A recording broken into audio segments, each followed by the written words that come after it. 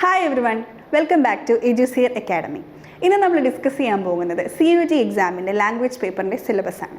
മെയിനായിട്ടും passage, vocabulary and grammar ഇതാണ് മെയിനായിട്ടും സിലബസിൽ പറഞ്ഞേക്കുന്നത്.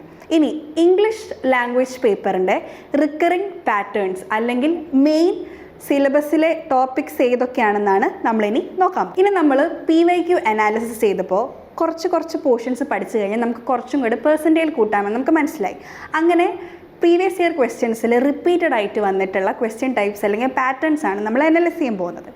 ഇനി പാസേജിൽ 3 ടൈപ്പ് ഓഫ് പാസേജുകളാണ് വരിക: ഫാക്ച്വൽ, നറേറ്റീവ് ആൻഡ് ലിറ്റററി. ഇപ്പോൾ രണ്ടാമത്തെ നോക്കുകയാണെങ്കിൽ വെർബൽ എബിലിറ്റി അല്ലെങ്കിൽ ബേസിക് ഗ്രാമറാണ് നമ്മളതിൽ കവർ ചെയ്യേണ്ടത്. നമ്മൾ ചെറുപ്പത്തിലൊക്കെ പഠിച്ച tense, phrasal verbs, auxiliary verbs, connecting verbs, അങ്ങനത്തെ കുറച്ച് സംഭവങ്ങളൊക്കെ പഠിച്ചു കഴിഞ്ഞാൽ നമുക്ക് കുറച്ച് എളുപ്പത്തിൽ ക്രാക്ക് ചെയ്യാൻ പറ്റും. പിന്നെ മൂന്നാമത് എന്താണെന്ന് വെച്ച് കഴിഞ്ഞാൽ റീ അറേഞ്ച്മെൻറ്റ് ഓഫ് സെൻറ്റൻസസ് ആണ്. അതായത് മീനിങ് ഫുൾ ആയിട്ടുള്ള സെൻറ്റൻസിനെ അവർ ജമ്പിൾ ചെയ്ത് തന്നിട്ടുണ്ടാവും. നമ്മളത് റീഅറേഞ്ച് ചെയ്തിട്ട് ഒരു മീനിങ് ഫുൾ സെൻറ്റൻസിലോട്ടേക്ക് ആക്കി മാറ്റുക.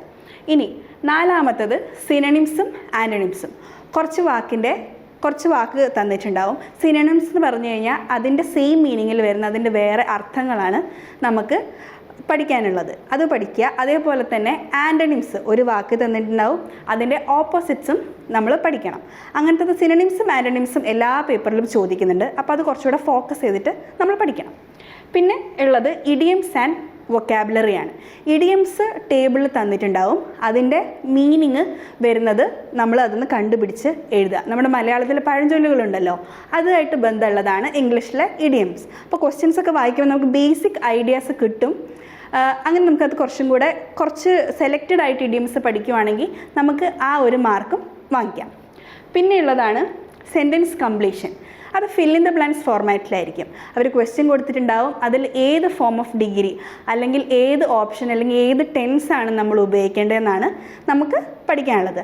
ഇത്രയും സാധനങ്ങളിലൊരു ബേസിക് ഐഡിയ ഉണ്ടെങ്കിൽ ലാംഗ്വേജ് പേപ്പറിൽ നമുക്ക് നല്ല പെർസെൻറ്റേജിൽ വിജയിക്കാൻ പറ്റും. Thank you.